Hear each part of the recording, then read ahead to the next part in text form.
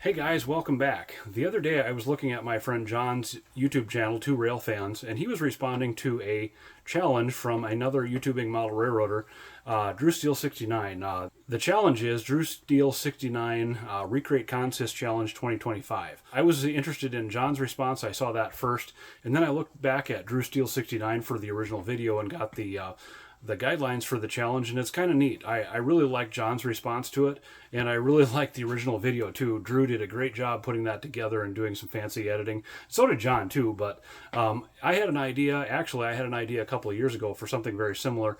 So here's my response to that. Black Hills and Eastern Railroad, from the plains of the Sioux Empire to the heart of the hills.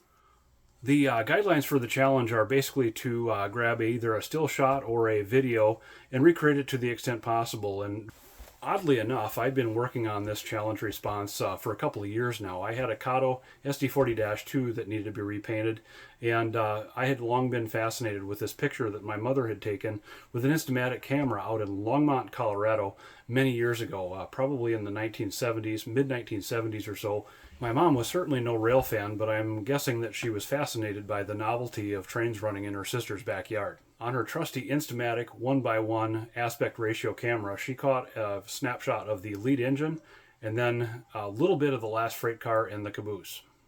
My aunt and uncle that lived in Longmont when my mom took those snapshots observed that they would occasionally see those open auto racks pass by with people inside the automobiles that were loaded on the cars. So that gives you a little bit better idea why they put sides and tops on those things after a while, and those sides and tops remain to this day.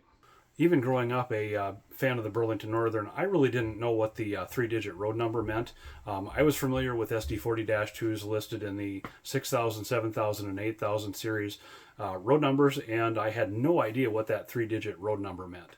Come to find out, that was a engine belonging to the Colorado Southern, which is actually a paper company that's a subsidiary of the Burlington Northern itself. If you need to know more about that subject, you probably already do, but maybe sometime I'll go into more detail about the Colorado Southern and how it came to be a paper railroad underneath the BN.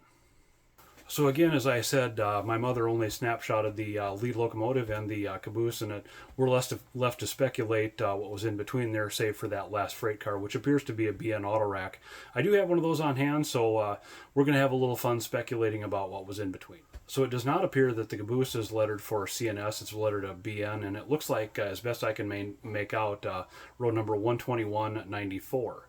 I've got plans to do that caboose, but haven't gotten around to painting that yet. So I'd strongly encourage you to check out this challenge under the hashtag DrewSteel69 Recreate Consist Challenge 2025. Check out those guys. I've linked to them below in the description, both Drew and John, and their videos below. And here's where we've reached the point where we're going to pull the pin on this particular episode. Thanks for watching, guys. Leave us a comment below, and hopefully I'll see you in the next one. Bye, guys.